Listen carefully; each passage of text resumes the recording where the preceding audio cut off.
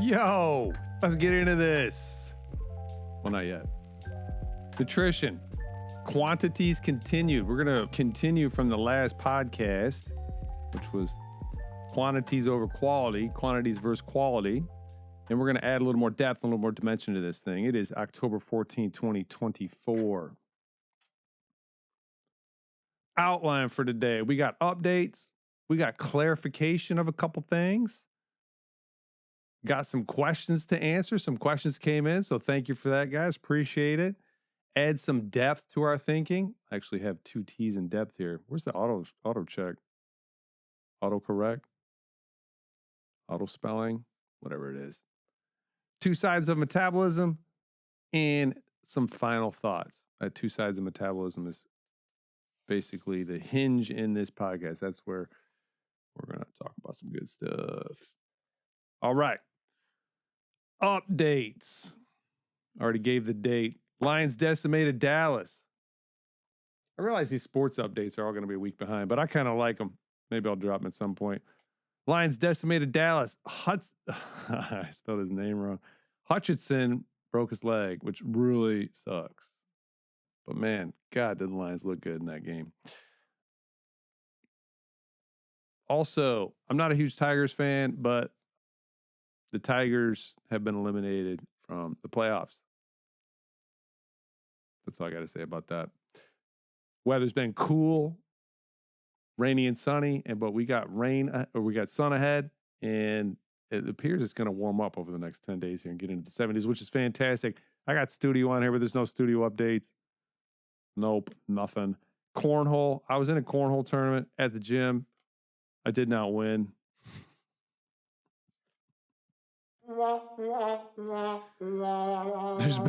There's been requests for more buttons, so I'm going to try and incorporate those buttons more often. Subscriber update, which you've all been waiting for. Email goes from 54 to 58. Excuse me. YouTube 10 to 28. Massive increase in YouTube. That's over 150% YouTube growth. YouTube's pretty cool, man. It's just out there doing work all the time. Spotify 4 to 8. So we got 100% growth. It doubled. And then Apple, what can I say about Apple? Apple came through. That's what I can say about Apple. Apple went from 0 to 6 subscribers on Apple. Fantastic. I don't know what kind of growth that is. I think that's infinite growth if you go from 0 to anything. But if it was 1 to 6, it would be 600%. All right. Clarification and questions. Clarification and questions. I'm going to clarify a couple things, and we got a couple questions. Podcast 0 is 1, so sorry about the confusion. Okay, I called podcast what to expect. I called it 0. I shouldn't have done that. I was just trying to get too fancy, to be honest. And, when it comes to stuff, I need to keep it simple because it's just easier to keep it simple. Let's just be honest. So what we're going to do is hopefully I can go back and edit that, and we'll call it, 1, 2. We're on number 3 today, which is fine. Fantastic. Okay. Hopefully that made sense. What ended up happening was somebody was like, wait a minute, did I miss one? Because they got podcast 2. And they're like, oh, did I miss one? And I was like, dang it. Made it confusing. Wanted to clarify. Vegan, and there's a clip that's going around. It says, vegan, paleo, carnivore don't matter. It's kind of a soundbite. And I don't want to downplay those things. They have value. But what I'm trying to point out, and I think I did a good job in the last podcast, is that quantity should be considered before quality.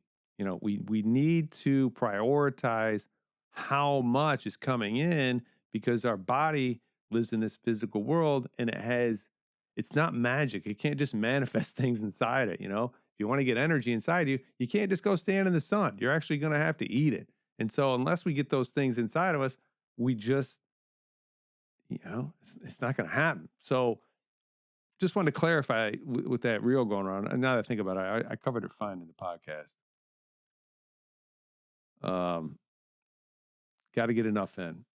Now, with that being said, there is a subset of the population where eating what would be called a radical diet, and I'm not calling it radical, but plenty of people would. It's just it's just a way to eat, really. is what do you need to do to achieve the health that you're looking for? All right. So if that's what you got to do, then go do it. Whether it's carnivore, vegan, paleo, whatever it is that you feel is bringing you that health, do that. But just keep in mind that you're still going to have to prioritize how much, right? Because the perfect carnivore diet of 100 calories, you eat 2 bites of a piece of steak. Well, that's carnivore, but that ain't going to be enough to keep you going. I know that seems obvious, but we're trying to find these optimal amounts, right?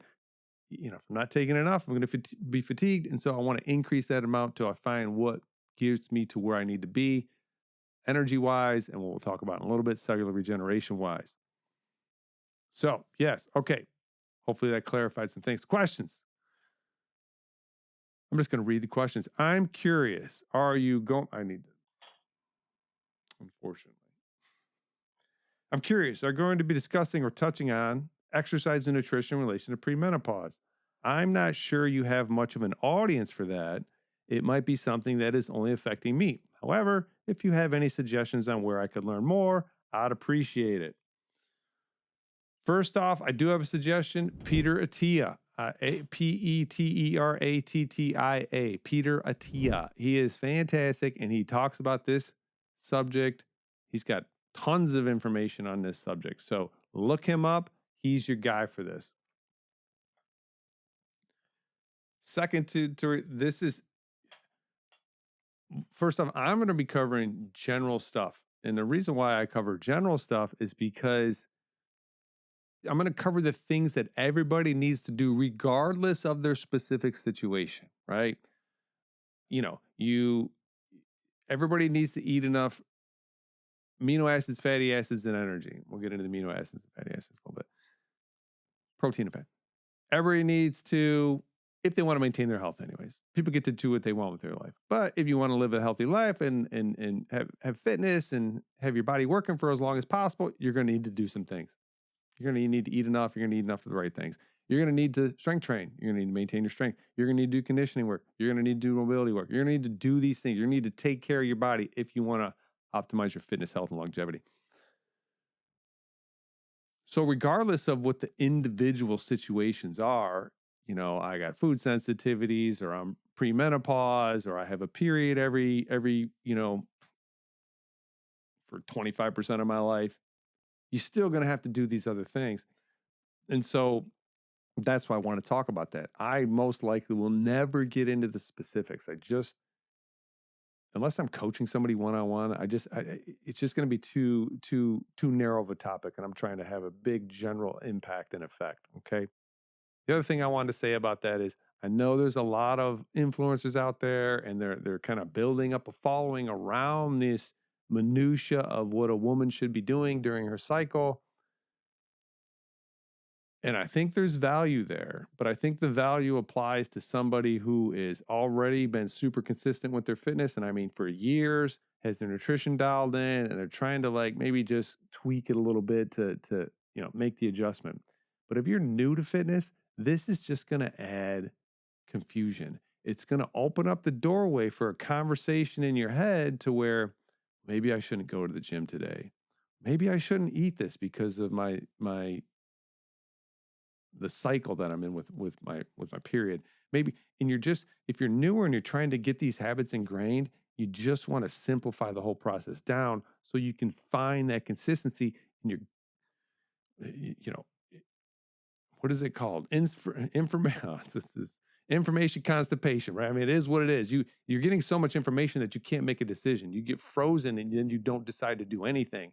And so if you're newer to fitness and you don't have consistency with your movement and your nutrition, then I would advise not trying to think about that stuff, because it's just too complicated. It's just too complicated. I've been coaching people for a long time. It's very hard to find the rhythm in the beginning, and you just don't want anything that can open a door to where, I kind of want to do it today, So just be leery of that. All right. Second question. How do you tell the difference between needed recovery and injury, general fatigue, or soreness? How do you handle injury recovery? And what is the benefit for you to do the podcast? So basically, this person got 4 questions in, and so I'm just going to get through these.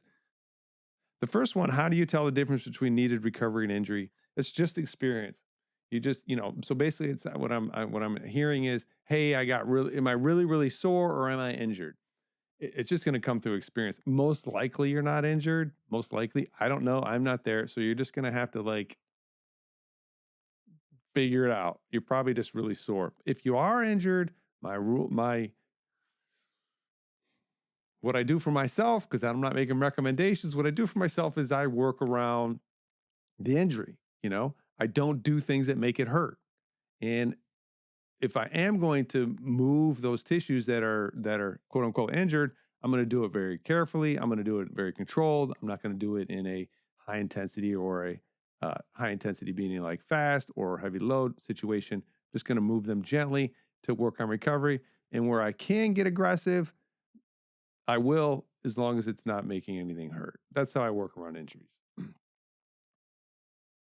And the benefit of the podcast, honestly, been doing this a long time and I've built my career around having the idea that I just want to help people. Really, obviously, I need to make money. There needs to be income. I would be amazing if this turned into some beautiful source of income, but it is not the main driver.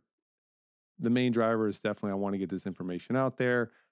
It's not super complicated and people can understand it. And I believe that when people understand and see things clearly, it will change their behavior. So that is why I'm doing this. That is my what's in it for me, the WIFM. All right. That's it for clarification and questions. Let's get into this. I got a note for more buttons. That's why I did that. More buttons. All right, from last episode, we covered quantity being more important than quality from an energy perspective. So, quick review, if you don't eat enough, you don't get to live. That's the end of the story. So, you have to take in enough energy to ensure that you're here. Does 100 calories get it done? No. Does 500 calories get it done? Most likely not. 800, 1,000, you probably live, but you ain't going to be killing it. You're not going to want to work out. You're not going to be going into your job and just, getting promoted, right? Because you're going to be like hiding, trying to take naps everywhere all the time. You're going to be miserable. So there's an optimal amount that we need to take in of energy. But there's two sides to metabolism. And most people, if you were to ask them, what is metabolism? They would say something to the effect of how much energy you burn, how much energy you utilize, what's your resting metabolic rate, something to do with energy. And that would be 100% correct, except for the fact that there's a whole nother side, which is just as critical. It's hard. It's hard to, if you're going to put a order, like a hierarchy to it, what's more important than the other. It's hard to determine which one's more important, energy or cellular regeneration. Because if you don't have either of those things, and cellular regeneration is the other side, if you don't have either of those things, you don't have metabolism. So when we're thinking about our metabolisms, we have to think about how much energy, yes, but we also have to think about the fact that our tissues are constantly regenerating themselves. And are they getting the nutrition they need to be able to do that optimally? And that's where the conversation comes in about protein. Protein being the big player. I would say fatty acids as well, but most people don't have a deficiency in their intake in fatty acids. Most people do have an intake in their a deficiency intake when it comes to protein. Okay, that's the two sides. You have metabolism, as far as metabolism breaks down into energy and cellular regeneration. Okay, so let's add some depth to our thinking. If we're going to have an order of priority, we're backing up a little bit now. If we're going to have an order of priority, right? If we're going to say energy intake, you're not going to be here if you don't take in energy. Well, where does that fall in the order of priority? Are there other things that if you're not taking in, you're going to also not be here? And there's one that should pop right off the top of your head if you just thought about it, and it's oxygen. If you don't take in enough oxygen or any, you're gone. Okay. And that is very fast. 2 minutes. 5 and party's over, which is crazy to think about. So maybe don't think about it if you're one of those people that think too much. After that comes water, and I'll just tell you the order right now: oxygen, water, energy, substrate, or material, matter, earth. Okay. But I wanted to talk about water really quick because it was kind of funny. I thought that water, well, I knew water would be above food just because I knew that, but I thought it would be, and who knows what you're thinking right now. I thought 7 days, 14 days. Aren't people out in the desert? I mean, I've seen movies where they're out in the desert for like weeks, aren't they? I guess not, because the Google AI, artificial intelligence, I've been using that on Google, which interestingly enough is going to, anyways, I'm going to get into that. Google AI. All right. So what does Google AI say about how much water a person should have? A person can generally survive without water for about 3 days. But this can vary depending on the number of factors, and it goes on to list these factors, which we're going to read really quick. So 3 days, that's crazy. I had no idea it was that short. I don't know. Is that a wah-wah? I don't know what to do about it. No, it's definitely not magical. Definitely not magical. So let's read some of these. Again, working in those buttons. All right, but this can vary depending on a number of factors: age, health, and activity level. These factors can affect how much water a person needs and how they use it. Environment. The environment can play a significant role in how long someone can survive without water. For example,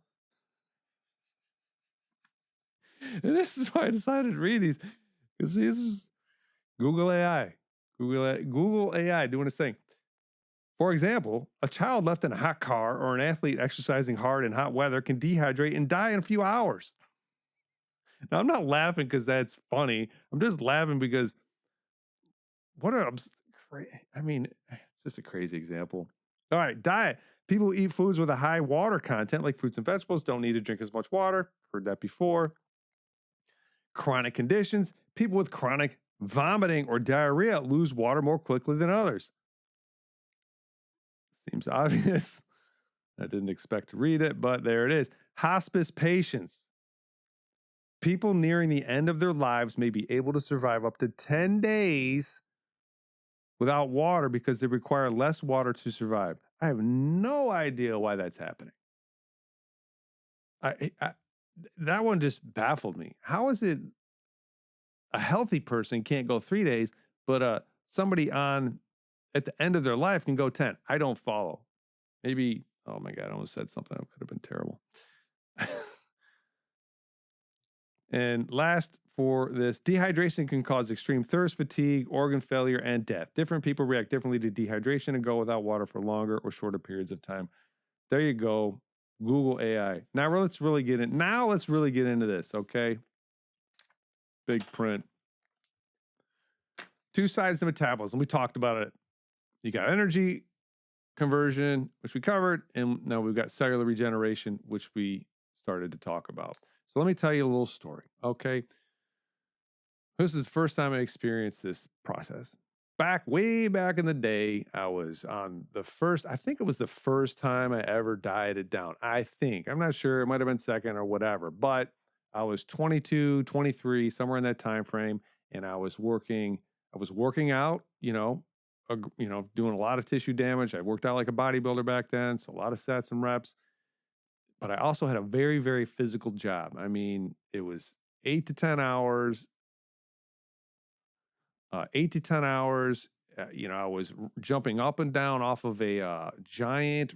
I was in a factory and I was basically doing the maintenance in the back of this giant factory. They were building Dodge Durango frames. Yeah, they're big welds and all, robots. It was cool, but not a good environment. But so I'm in charge of maintenance of this thing, and I'm riding this big giant auto scrubber, and I'm getting up and off and down. I don't know what I'm trying to say there. I'm getting up and down off the thing. Doesn't matter.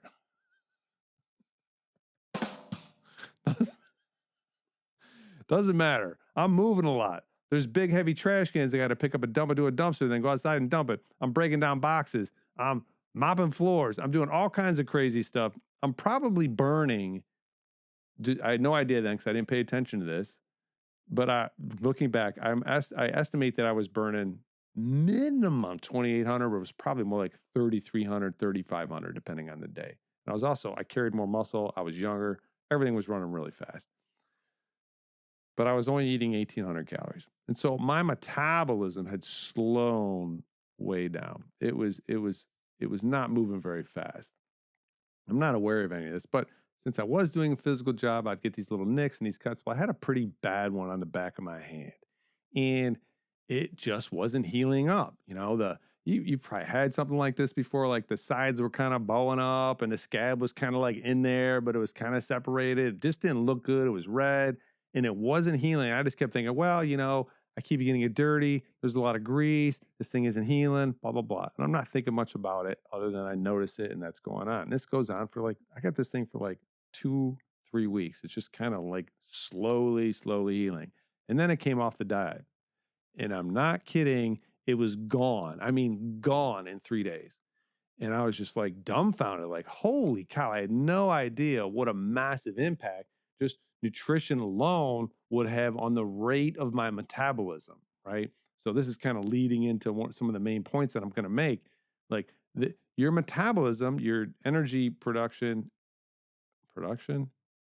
yeah, because you don't create energy. But anyways, energy production and cellular regeneration are constantly adjusting to the environment, and we'll talk about some of that stuff. So there's two sides to metabolism. Some things to think about. What is being replicated then? If you have this metabolism and it's running, what is it doing? What is this cellular regeneration replicating? And it's replicating you. It's replicating everything about you. It's replicating your immune system and your immune cells and your bone and your skin and your muscles and your eyes and every cell in you. Everything about you is because you have 30 trillion cells, whatever the estimate is these days. And those guys are always dying and replicating it, and they need the material to do it, and the environment or how much is coming is affecting that. This is why the growth in your hair, skin, and nails can fluctuate. This is why your doctor tells you after surgery to make sure you're eating enough protein because you need to heal up whatever the heck they just went in there and cut and open and did. Whatever they did needs to heal. EPOC, little side note, EPOC, exercise post oxygen consumption. So people used to talk about this all the time, fitness. You don't hear it anymore. Maybe it's a thing still, but it's definitely a thing. People just don't talk about it. But when you go and you exercise, it's pretty well known that you create an energy deficit. And then for some hours, after that, your body's recovering that energy. So you're consuming more oxygen to recover and build back up the energy that you created a deficit in. But if you really want some EPOC, do a lot of tissue damage. So do some damage. Work out like a bodybuilder and get really, really sore. People freak out when you say damage. Get your muscles really, really sore. And what ends up happening is you will burn, your metabolism will go up for up to 36 hours after that because it's speeding up to heal up the tissues, which obviously is going to put a higher demand on your protein intake and not only your energy intake. So hopefully we're starting to paint the picture of metabolism here. Side note on the hair, skin, and nail, right? I say that because that was a very popular supplement. I don't know if people are still taking them, but one thing I remember about that is they didn't have protein in there for the most part. They were just covering the micronutrients, okay, which are critical and you need them. But if you're taking in the micros, but you're not taking in enough protein, the macros, that supplement's not going to have much of an impact. Now, if you're taking enough protein and you're deficient in the micros and you take that supplement, it's going to have an impact. Again, this is all physics and physiology. You can't, this thing isn't magic. It can't just produce energy out of there. It can't just create, obviously it can restructure amino acids, but our body is constantly breaking down and these amino acids lose their integrity as well. And so these things have to be replaced. They have to be replaced. Entropy. I'm laughing because I couldn't think of that word earlier and I thought of it now. So that's funny. All right. Anything else on two sides of metabolism? No. All right. Let's get to these main points. Where are we at here? Come on, computer. Oh, all right, fantastic. Main points. These processes are constant. If they stop, you stop. Life and metabolism are the same thing. Life and metabolism are the same thing. What do I mean by that? If life stops, metabolism stops, obviously. If metabolism stops, life stops. So, is there any difference there? I mean, it's the same thing with a different name. Life is metabolism, and metabolism is life. And metabolism is an organism breaking down the world and turning it into itself. That is what metabolism is. And so when we say that, that definition right there encompasses the two sides of metabolism, which is energy. So it's getting energy from outside, and it's also getting material, things from the earth, right? That's metabolism. You're constantly like eating something and regenerating yourself with it. Like, I hope this is making sense because this is so critical to thinking about how your body works. And when you understand this, it like many other things will start making sense to you. Training will start making sense. Why you need to sleep will start making sense. Why you need to exercise training makes sense. Why you need to move. All these things will start making sense when you understand the foundation of why we do all this stuff. And it's to get a specific adaptation out of our metabolism. If protein, so I'm just going to hit like main points and it just kind of like paint a broad brush and just give you some perspective on this. If protein intake is low, where does it come from? It comes from you. It comes from you. Your body is either, it's always doing these things all the time, but we want to push it in the other direction. It's either breaking itself down to rebuild other things to keep other things running, or it's able to use what's coming in from the outside to rebuild those things. You're either adding or subtracting from your tissue base. Your tissue base is what is supplying the amino acids that are needed to build all the stuff within you. DNA, I thought I covered DNA. Where is that? I'm going to cover DNA. Oh, that's in the main thing. Maybe I'll cover that sooner. DNA equals protein coding machine. Your DNA is pulling in, it's looking at, it's telling the cell to make specific proteins. Amino acids are coming in and it's saying build this protein. DNA is protein coding machine. So you're either adding or subtracting from your tissue base. Metabolism, both sides, regulates up and down based on availability.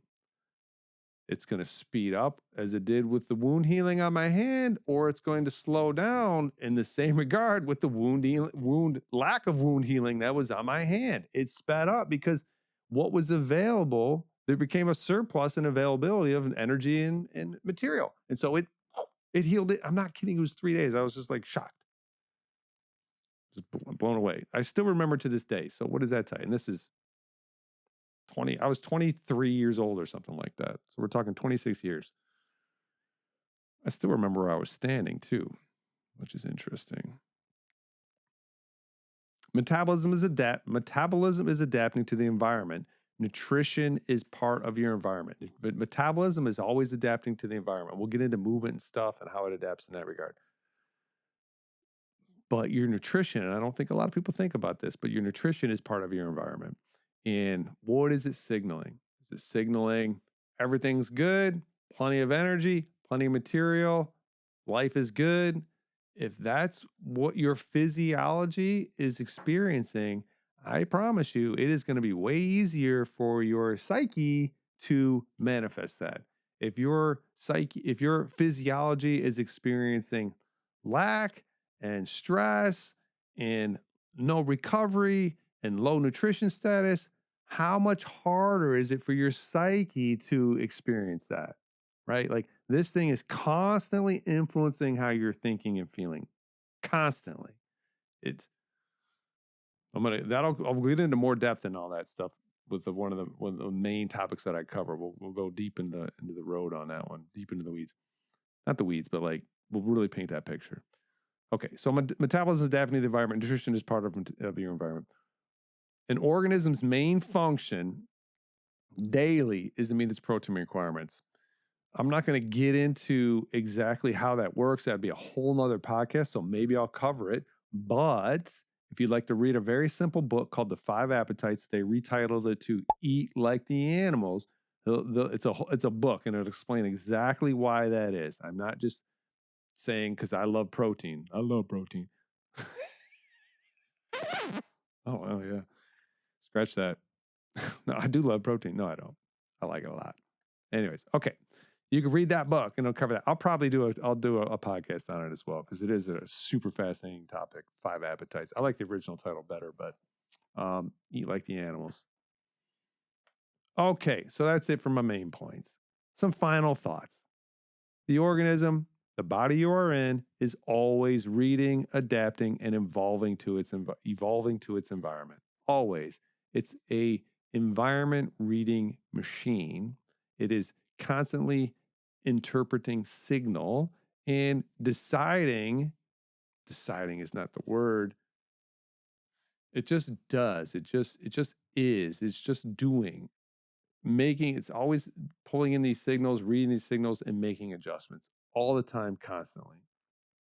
Your nutrition is part of that environment, and it is definitely, I mean, I should put an order of importance on signal, because obviously lifting heavy things is a strong signal, like running really fast or, putting in max efforts on bikes. These are very strong signals. Man, nutrition is right up there, right? I mean, you are literally putting it inside you. That is a massive signal to the organism. That sounds like a good topic. So the question is, the organism, the body you are in, is always reading, adapting, and evolving to its environment. So the question becomes, how do you want to evolve? Answer that question. How do you want to evolve? And then you know what you need to do, right? Begin with the end in mind. And now the actions that you need to take, the behaviors that you need to build into your life, one at a time, by the way, that's a coaching podcast, are already laid out. They're right there. And this is what we're talking about. All right. Next podcast, we talk about how movement begins to tie into this. This is what originally said, and then some other things popped into my mind. So for now, I think we'll talk about movement, but I might do another podcast on nutrition before we do that. So yeah, like and subscribe, guys. Share with your friends and family if this is making sense to you, and you know some people that would, oh my God, excuse me, love to hear this. I don't try and make somebody listen to something. That's never a good idea. But, I say this to our community at the gym. We're not looking for people that need help. We're looking for people that want help. We don't want to force anybody to do anything, right? And neither do you. Don't be that person. That's annoying. But if you know somebody that would really love to hear this stuff, please share it with them. Let's help grow the channel. The faster the channels grow, the sooner this thing starts making money, because right now it's not. It's just costing. The sooner we can, I would build this team together and we could start getting some really cool graphics and infographics and I don't even know what it's called, but different video stuff, like showing these things and these processes, giving people visual tools to conceptualize some of the stuff we're talking about, and super excited about doing that. But all right, that's it, guys. Hope you have a great day, great week, and we will talk with you soon. Bye for now.